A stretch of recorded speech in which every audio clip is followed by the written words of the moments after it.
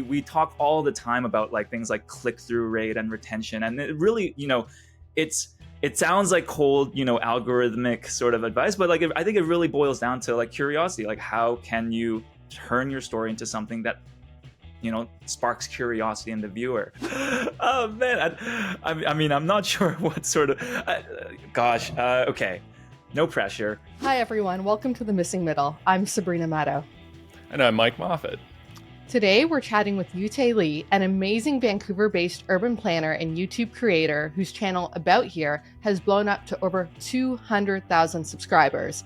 We'll be diving into everything from the housing tax mess to single staircase apartments, plus getting the inside scoop on what makes his videos so binge-worthy.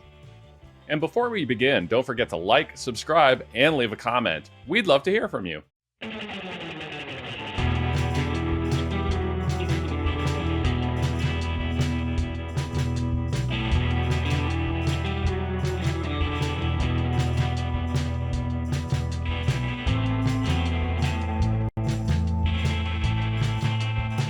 So Uytae, you're based in Vancouver, and I feel like we've been sleeping a little bit on BC issues here on the podcast.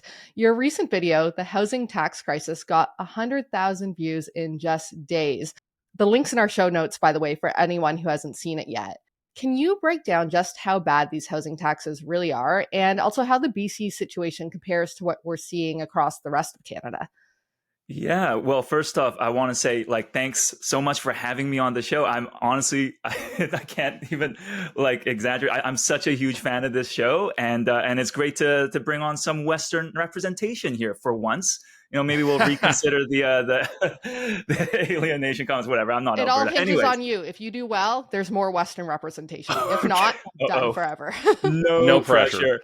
No pressure at all. And also no pressure because, okay, so you've asked me to explain development fees and taxes to who I think would be like the expert on these fees. So I think in many ways, this is going to be incredibly redundant for you guys. But, I kind of like to sort of start by saying they're not really taxes that are very transparent. Like, you don't really see them show up anywhere on your bill, at least on the consumer side of things. If you're buying a house or renting, right, you would never see sort of a breakdown of where your money is going to or how that money is going into some of these sorts of fees. But really where they happen, where they occur, is on the developer side of things. So if you're someone who's building housing in, say, Vancouver, you could expect up to 20% of that total project budget, like including land, including the building itself, including all the soft costs, architects, whatever, 20% of that could be just going towards these sort of development fees or charges, as they're called. But from what I understand, actually, Toronto and Ontario might be even worse because they're up to 24% there. It's a really messy topic in the sense that like every city kind of has its own sort of regime in how they apply these taxes. The trend you see is that some of those cities that do have such a pressing housing crisis or a supply crunch tend to have really high sort of fees on development. So yeah, I thought that was sort of worth going into. Well, it's such a great video, and we'll link to it in the show notes. I was a big fan, and also I just have to say it's really great to see you again. Last time we got together, you were interviewing me for a podcast when I was out in Vancouver. So it's nice to be able to do this virtually. And you've got so many great videos. So, we can't promote them all here, but I would like to promote my all-time favorite, Why North America Can't Build Nice Apartments. It's your audience's favorite. It has nearly 2 million views, the highest, I think, of any of your videos. And only about half of those are from me. And the video puts a really heavy emphasis on the need for legalization of single egress designs. And I know British Columbia has made some reforms to legalize them, though those reforms don't necessarily apply in the city of Vancouver. So, first of all, can you walk us through the video? And secondly, I think your video has caused some changes out in British Columbia. So, like, what's the current environment look like on single egress out there? Oh, for sure. I mean, I'd be hesitant to take too much credit for whatever, has happened since the video. But, gosh, yeah, I'll start by saying I was just so surprised at the attention that video received. When I kind of, was doing the research and scripting, I was like, okay, this one's going to be for sort of a niche audience. It's about a building code, and it's one building code that we're changing. But man, like, you're right, it's been by far the most popular, topic I've ever covered. And I think part of the reason for that was it sort of met the right, kind of moment where there was a ton of momentum, I really think, behind the scenes and politically to talk about this one issue. So the crazy thing that happened is literally a week before I published that video, the province of British Columbia announced that they would be looking at changing that code. And so, they make that announcement, and a week later, this sort of explainer video pops out. And I think just those. So what I'm saying is I got very, very lucky in terms of timing. Besides all that, to kind of walk your audience through the issue, basically, there's this one code in most of North America, with the exception of a couple cities, where every apartment above 2 or 3 stories is required to have 2 staircases. And that requirement is really there in the case where, there's a fire in the building and one of the staircases is full of smoke or on fire, potentially. You would ideally want another way out, right? You'd want a backup staircase. It's one of those codes where totally sounds reasonable on paper, but through so many different ways results in a lot of massive trade-offs. I'll try not to walk through all of them, but I think the biggest one that sort of was my aha moment was that it really makes it difficult to design a family-sized apartment. When you think about sort of the makeup of apartments just kind of throughout North America, you'll find that just right across the board, it's the vast majority are studios, 1 bedrooms, and maybe a handful of 2 bedrooms sprinkled throughout. It's very rare if you're someone, with a family, to find a 3-bedroom apartment. And a lot of that comes down to this 2 egress code requirement, because, okay, if I have to really quickly break it down, this is a very visual thing. So I don't even know how great this will be for a podcast, but if you have 2 staircases, you need a hallway connecting those 2 staircases. And so where are all the housing units going to be located? They're going to line up alongside that hallway. And what that really means is they basically only have access to windows on one side. If you kind of think about how they would all kind of line up, because of that, it's just really difficult to fit sort of any more than 1 or 2 bedrooms into that sort of layout. Yeah, that requirement, because think of it like a hotel. That you've got the central hallway, and then you've got apartments on either side. Because you couple it with the requirement, the sort of necessary requirement that bedrooms have a window. Well, if you're only building, these kind of long things, you have to build a very wide apartment unit to have 3 bedrooms, all with windows, all in one size, right? So it's a geometry problem, and I love the video because it really breaks it down. It is quite visual in a way that we can't be on the podcast. But again, I really encourage all of our listeners and viewers to check it out. Oh, thanks so much. I'd love to build off of that by talking to you about the mechanics of your About Here YouTube channel. You've built this community of over 200,000 subscribers, but with just 34 videos that range from quick takes to deep dives. So you're not like a content mill doing rage bait like so many channels are. So with literally thousands of housing issues out there, what's your process for deciding this is the one that people need to hear about next? Yes. I mean, thanks for mentioning. I am very inefficient. That is probably at the root of that. But the process, with each story, I really kind of try to think about 2 things, which is the first is what is sort of the gateway into this topic? And I'm sure you guys sort of have conversations like this too. It's housing policy is a very dense, very, on the surface, seemingly boring kind of topic. But the way you can really bring in an audience is you kind of find that in that sort of clickbaity title or that anecdote that really gets people to have curiosity about the problem, the issue, and to make that investment up front. I mean, YouTubers, we talk all the time about things like click-through rate and retention, and it sounds like cold, algorithmic sort of advice, but I think it really boils down to curiosity. How can you turn your story into something that sparks curiosity in the viewer? And I'll add one last thought, which it's a little bit woo-woo, whatever, but I have this kind of philosophy that a lot of stories are, you can kind of boil it down into this one kind of dynamic, which is you're bringing viewers from a place of uncertainty to a place of certainty.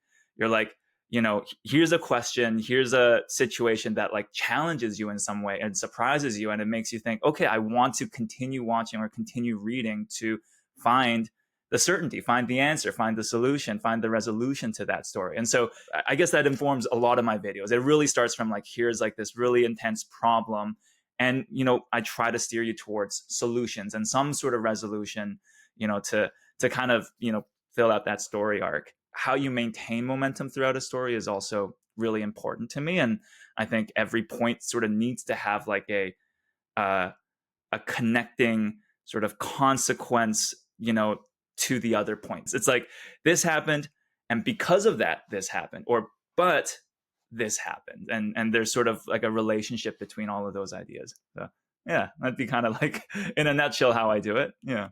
Yeah, well, I'm curious to know what lessons you've learned in your process, over the last couple of years. What have you found works? What doesn't work? And in particular, in the lens of YouTube creators who are interested in, videos that explain issues, explain concepts, ideas, policies, for that kind of 18 to 35-year-old demographic who isn't always, have these issues as sort of top of mind to them. More explosions, more no, I mean, to some extent, one thing that I really like to remind myself with these videos, and it's sort of like the the harsh reality is like, this is sort of entertainment first before it is whatever other purpose you have. And of course it is important to have that bigger purpose. Like I want people to know and learn about the issues through these videos, but if it isn't entertainment, if it doesn't have some amount of fun and some kind of, like momentum to it, that, it's just in itself such a good story, it's kind of dead in the water. We're on YouTube and on these other platforms, we're competing with cat videos and Mr. Beast videos and some of the most, like eyeball capturing content out there. Like, the cats are very competitive. Oh yeah, and I completely understand. Is that on my days off, I that's what it is, or at least that's the reminder I have to give myself. So yeah, like if a video just starts feeling like it's just an info dump, and I'm just kind of listing, this reason after this reason, I find myself cringing at that a bit, and needing to write some humor or write some sort of fun analogy or whatnot. For sure, that makes a lot of sense. I'm also dying to know about your production timeline. So from idea to actually hitting publish, what does that journey look like? And I also know our listeners are curious about the business side as well. So if you're comfortable sharing, what is the reality of YouTube money for a channel like yours? Yeah, maybe I can start with the money side, because just take the Like, Band-Aid are you off. broadcasting from your super yacht right now? The harsh reality check with this sort of YouTube lifestyle is it is just it's not a very glamorous existence. I mean, I'm very lucky in that I'm able to make probably like 75% of my income with YouTube through a mixture of AdSense revenue and sponsorships.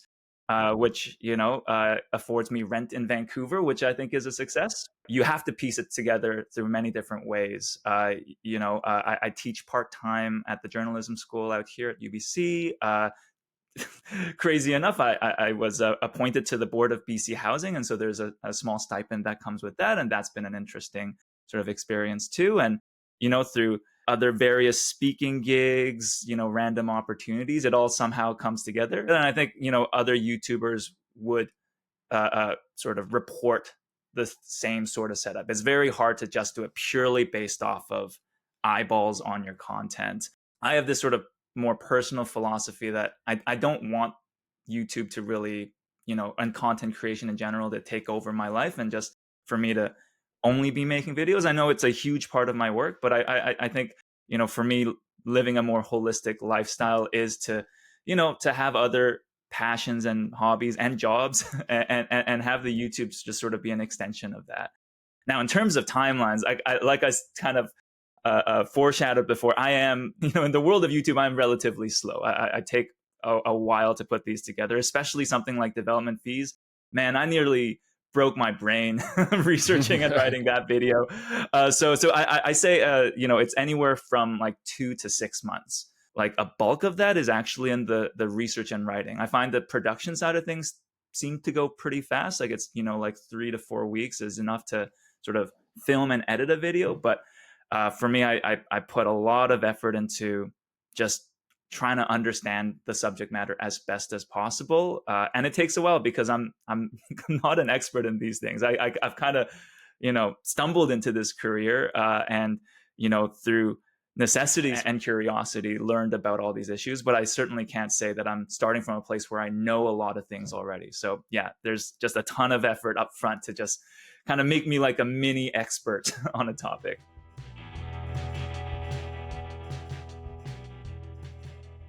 So I want to shift things to get a little political here. During the recent federal election, Uh-oh. housing was obviously a major part of the political discourse. When you were listening to politicians from any party talk about it, what moments had you thinking either finally they get it, and what had you screaming at your screen? Like, did you leave feeling more hopeful about the housing situation in Canada, or just as worried as before? I do feel some hope on a very broad scale, in the sense that I feel like every election and every year the issue of housing has just only increasingly gotten on the radar of federal government and our federal political parties. So to me, that's that trending upwards makes me feel like, okay, like even though maybe in the details they aren't quite figuring it out, or that maybe they're playing catch up, that like in a broader sense there is that kind of momentum. They say the words housing crisis now, so that is an improvement. Yes, they acknowledge one exists and there are plans being written and whatnot. But I guess where my skepticism and I guess where my criticism comes in is in the details, and sometimes in the lack of details too.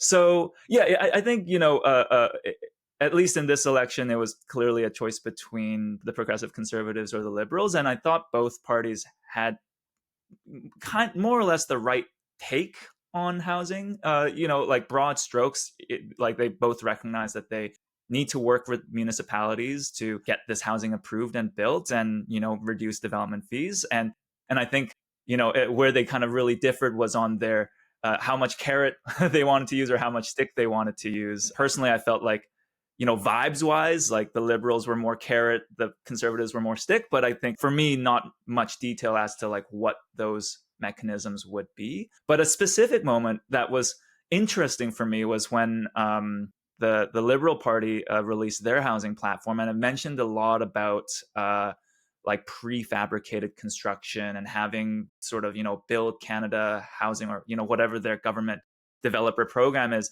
to really become a big player in financing and kind of almost becoming like a guaranteed buyer for prefabricated homes. I thought that was an interesting idea, though. I did another video on that topic recently, and I've also been a bit more, I think skeptical wouldn't be the right term here, but I'm cautious in seeing that as like kind of like a silver bullet solution.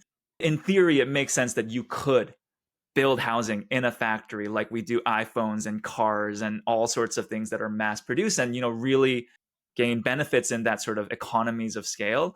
But what I've really learned through that video was that there's so much sort of outside of the factory that needs to be figured out to actually deliver housing at scale. I mean, things like municipal design guidelines and all the way down to like transportation rules and differences between provinces. There's so many like housing prefab like factory startups that have attracted a ton of venture capital and failed and gone bankrupt because maybe they were able to get their own factory in order, but once it came to actually delivering the housing to the sites and dealing with some of those local regulations, it sort of fell apart. And the worst case scenario would be our federal government investing a ton of money into the factory and the production side of things and not paying enough attention to sort of the implementation and the sort of the local regulation side of stuff. So that'd be my mess of thoughts there.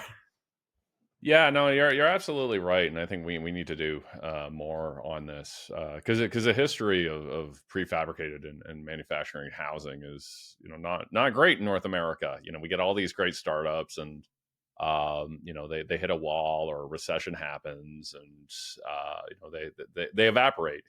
And yeah, you're absolutely right. Like there's so many challenges. Like let's say if you're building cars, you've got a big plant and you've got these cars, and you can't, either the demand's not there or you can't get them to the dealer in time. It's okay. You just park them in a giant parking lot, and they can, maybe put a tarp on them, and they sit there for 2, 3, 4, or 5 weeks. You can't do that with a manufactured house, right? It's got to be climate controlled. So we have a manufacturer here in Ottawa, and if they can't get those on site, they just sit in the factory. But you can only have like 3 or 4 of those before you run out of warehouse room. So it's the ultimate kind of just in time industry. So obviously the housing crisis, there's a lot of different things we need to do. But if we look at the lower mainland BC context and the real shortage of family size homes, I'm thinking 3 bedroom plus.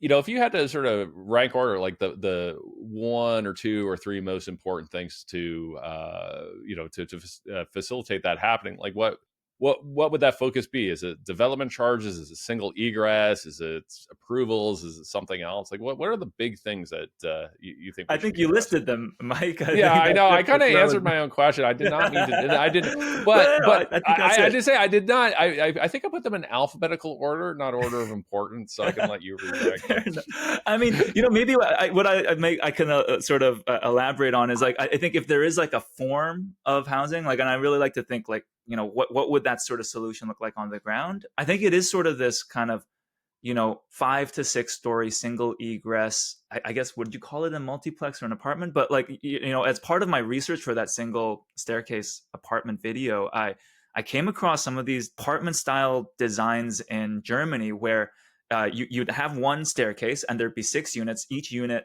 occupying one floor of the entire building. And yeah, so it's sort of like, I guess, like a townhouse, but flipped 90 degrees. And I thought that was like a really compelling sort of idea. Yeah. Like I was like, oh, I would love to live in one of those units. You have windows on all sides, you get the entire floor to yourself, and there's ample opportunity to fit all kinds of different bedroom layouts and configurations into that design. And so, how to achieve that? Yeah, we have to, legalize those single staircase apartments. I think, there's a whole sort of can of worms of different regulations and development fees that we need to address to make that form of housing work within sort of our existing single family neighborhoods. But I think that's sort of like what like the end game would look like for me, is like that kind of building. I love to throw out this term, but it could be the new special. It could be that's the new Yeah. thing that cities just build a lot of on all of these different single family kind of standardized lots throughout a city.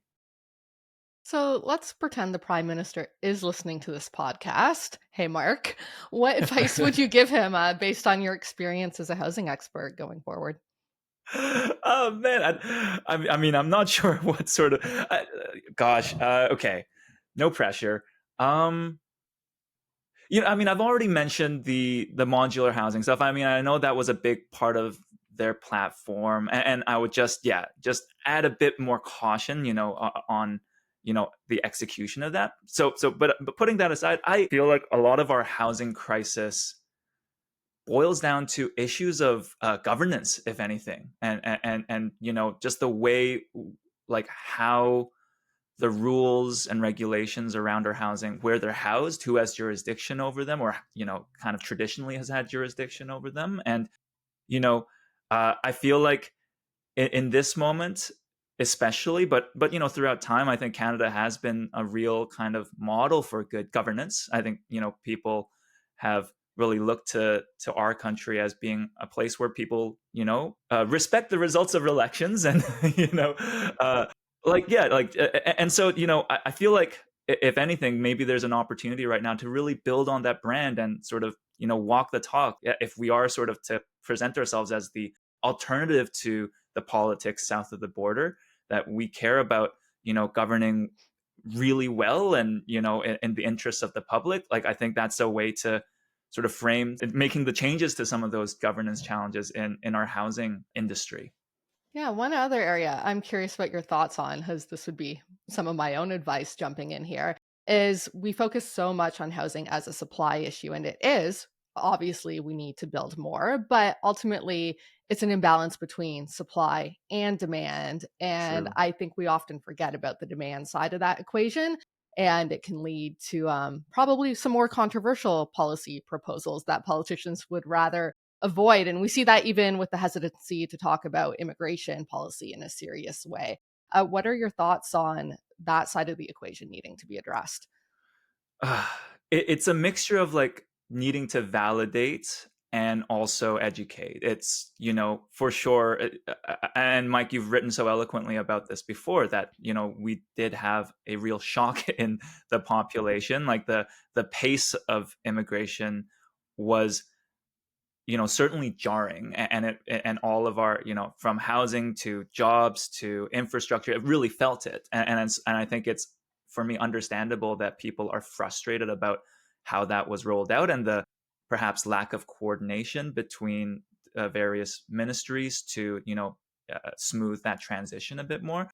I imagine there's a very good economic reason that our country has immigration, and there's people that can talk much better about this, but I think like it would be one of those things where if we really sort of clamp down on this thing, another issue will likely just pop out the other end. I mean, just speaking frankly, I think the rhetoric can sometimes shift from we did this too quickly and too fast to like these people are like they don't fit in our culture, or they're causing danger in our streets. And there was a ton of content that was coming out in Vancouver that did concern me in that sense, where it was just really implying some other issues that resulted out of our immigration policies that weren't just about like housing and infrastructure, but really about like cultural stuff. And that's what sort of gets me a little bit more concerned. Mm-hmm. Yeah, no, I couldn't agree more, and I think that it's part of what motivates what I do on housing, because you see what happens when there are these shortages, and we become kind of a zero sum society. We get into this us versus them kind of mindset, or at least some people do, and it's problematic for society. So the answer to the question of advice that you give Prime Minister. I'm curious for your advice. Yeah. Well, actually, I'm going to steal yours. That's okay. Okay, like something you just said 5 minutes ago. I really like the idea that you kind of posit of actually starting with what you want to build first. Going, okay, you know what, we want to legalize these 6-story kind of stacked townhouse type models where every unit gets a floor.